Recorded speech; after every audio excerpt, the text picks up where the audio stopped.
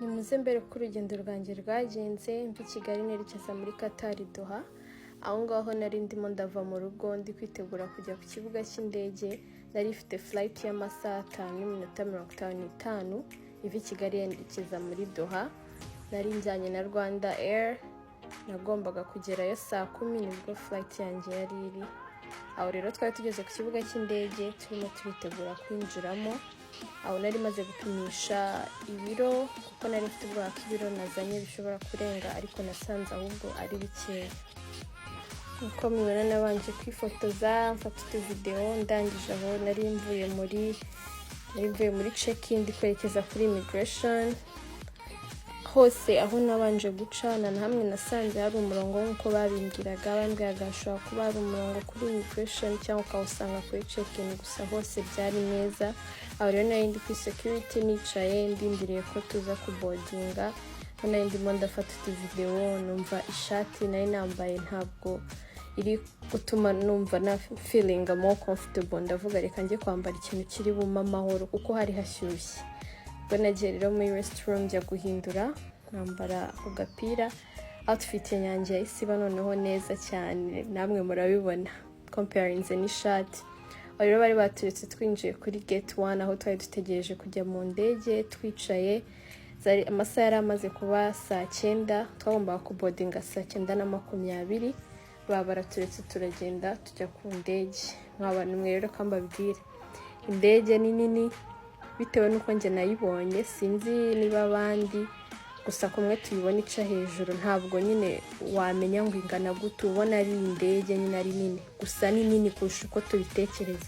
Noneho ikindi cyantangaje, barambwiye ngo rwandair ni ntoya ugereranyije n'izindi ni nini cyane. Rwandair ni akana, ibaze rero ukuntu zinga n'izindi. Uko mubona rero aho ngaho nari ndimo nderekeza ku ndege, hari ikirere cyiza, hari hashyushye. Ndi kwibaza se ubushyuhe nibwo turi bujyane mu ndege. Gusa abantu twari turi kumwe barambwira ati uraza kubyibonera nawe, mu ndege haba hakonje cyane, iyo yamaze kuzamuka irakonje. Aho rero nari ndimo nderekeza kuri seat yanjye, ndimo ndafata view ya nyuma y'i Kigali.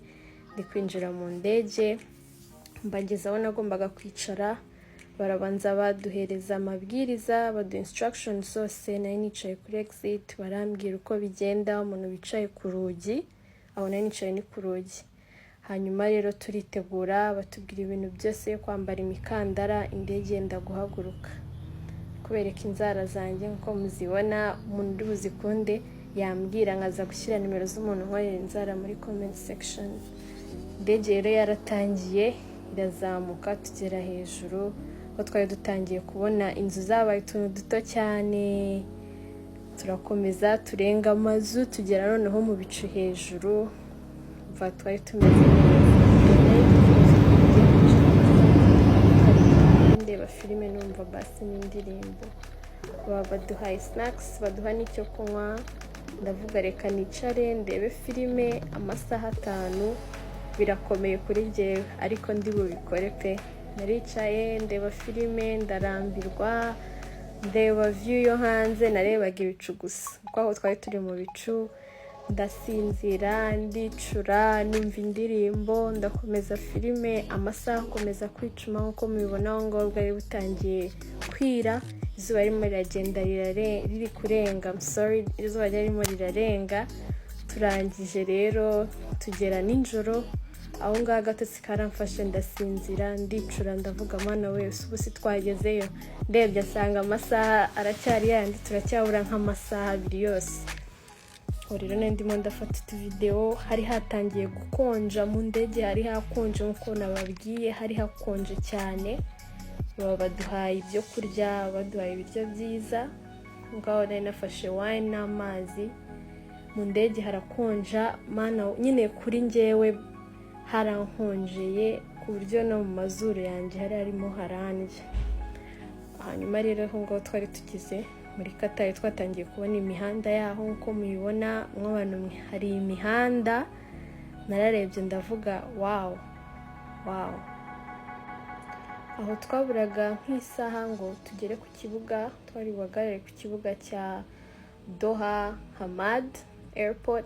Yego twari bulandinge saa 4:55. Aho rero twari tugeze ku kibuga. Izo bisi mubona nizo ziza gutwara abantu zibavana ku ndege ziberekeza aho bari bujye kuri immigration, bakajya no ku kibuga cy'indege, bakajya no gufata imizigo yabo. Ikibuga rero ni kinini cyane comparinze n'iki Kigali. Iki ni kinini cyane, noneho ni ibibuga bibiri bidividinzemo kabiri. Iki ngiki nari ndiho ni kuri Doha Hamad Airport.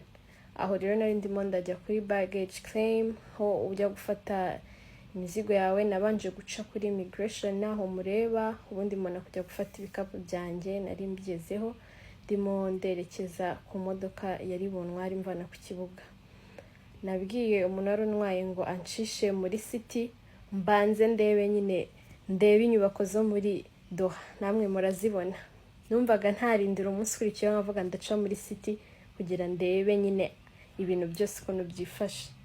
Mwabana mwe Qatar iyo hageze, mana we, nako muri no kubyibonera.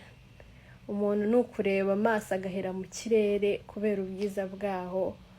Umva ikindi kintu cyo muri Qatar nababwira, harashyuha cyane cyane cyane cyane ku rugero rwo hejuru. N'umwuka wonyine ubushyushye. Gusa icyiza mu modoka barimo za AC, no mu nyubako ahantu hose wakinjira na ahantu ubushyuhe wabukura. Usibye hanze nibwo mva ubushyuhe. Nagiye gufata icyo kurya kuri TGI Fridays, ndangije ndakomeza ndataha. Rero niba mwabikunze mwambwira nkakomeza nkabereka uko ibintu bimeze hano muri Qatar. Ngiye kuhamara iminsi, nzakomeza mba updatinga. Murakoze.